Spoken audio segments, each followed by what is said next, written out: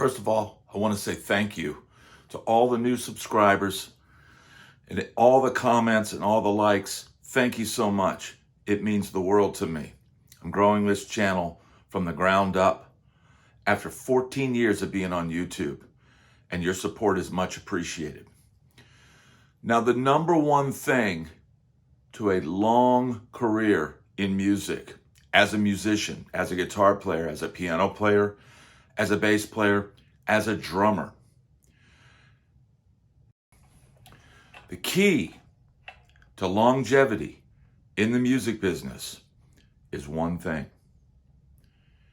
Now, I've had a long career. I've played every type of gig and done just about every scenario possible, other than playing in an orchestra. I'm not a classical musician, not a great sight reader, so that's out of the question. But I've literally played, in hair bands. I've played in funk bands. I've played jazz.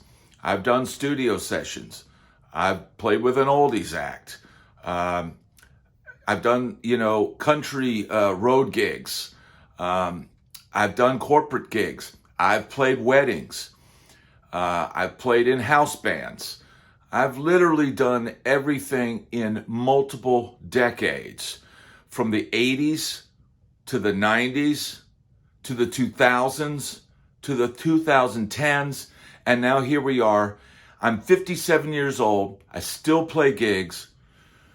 And the one thing that has led to me being able to do this and play music for a living is versatility. Okay? The one thing, you don't have to be a master at one type of music. In fact, I would recommend not doing that. What I would recommend is being able to play and jump genres at a moment's notice, literally with whatever guitar you have on. So often, if you see me play, I'm playing a Strat with 2 single coils and a humbucker. That's for a reason, because I can quickly change sounds and quickly, it's like a Swiss Army knife. I can quickly change sounds and try to cop the style of music that we're playing at the time. Now, I would also recommend knowing all your chord voicings, your garden variety chord voicings. Of course, major, minor, but you need to be able to play some jazz. You don't have to be a master jazz player, but you need to know enough to be able to get you into trouble. At my time at Musicians Institute in Hollywood, California, it was 1986. It was literally the height of guitar and virtuosity. And I had gone to see Racer X at the Troubadour. I was pretty much just a rock player at that time. I dabbled with jazz. But I went to see Racer X, and I saw Paul Gilbert, and I saw how incredibly fast he was. And I said to myself, there's nothing more you can do as a rock player to top that. You can't top that. So I knew right then and there that I had to learn some jazz. I had to be able to play different styles, even a little bit of country, although I'm not the greatest country player in the world. But you need to be able to do all these things. Why? Because music changes.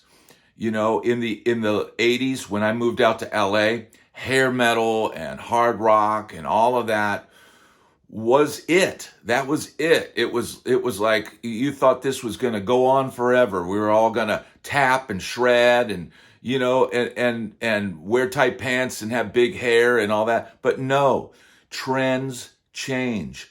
Music changes. And you have to be able to adapt. As a rock player in the 90s, I knew I had to dumb down solos. If I played a solo on somebody's, record or played in a band in the 90s, I didn't tap. I didn't do, stuff that wasn't in the 90s sort of genre. I tried to find my place to fit in. Now, the same thing goes with the 2000s and 2010s and 2023s. If somebody calls me for a gig and the money's decent and the hours are okay and I'm okay with it, I'm going to do it. And it doesn't matter what genre of music it is. I will adapt and I will listen to the band and adapt to what is needed on guitar. Okay? So learn other types of music. Learn to be competent in other types of music. You know, you don't want to get caught with your pants down on a gig. You think you're in a rock band and all of a sudden the band leader calls all of me. Why? Because you're playing a gig and it turns out there's a bunch of old people there and they don't want to hear hard rock all night. So you need to be versatile. You need to learn all your garden variety chord changes. You should be able to read a chord chart. You should know the melody or the head to some of the jazz standards or be able to sing them. I would also add that one of the things that's kept me going in this business is the ability to sing.